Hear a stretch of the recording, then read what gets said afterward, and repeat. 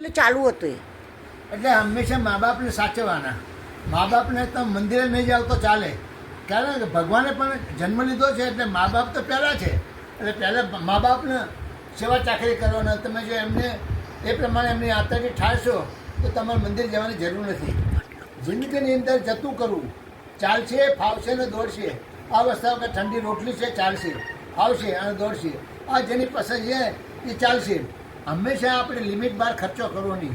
આપણે જે કંઈ કમાતા હોય તો આપણે એવું બજેટ બનાવવાનું કે લિમિટમાં રહેવું. લિમિટની બહાર જવાથી આપણું ભવિષ્ય સારું નહીં રહે અને આપણે ભોગવવું પડશે.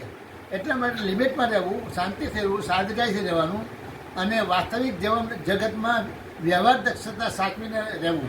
કોઈને કોઈ વસ્તુ કટુ વચન બોલ્યા તો આપણે મગજ ઉપર નહીં લેવાનું, આપણે એને જતું કરવાનું. અતિ ભલા મૌન. એવું કહેવાય છે કે જંગલમાં જઈને તપ કરવું તો સહેલું છે, પરંતુ સંસારમાં રહીને બધા જે કુટુંબના સભ્યો છે એમની સાથે રાગ બેરાગ મતભેદ હોઈ શકે, મનભેદ ન થાય. એટલા માટે એડજસ્ટ થઈને રહેવાનું અને એમાં જે માણસ એ રીતે જીવે એ મોટું તપ છે.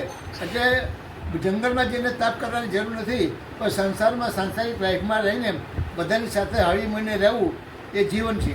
બસ.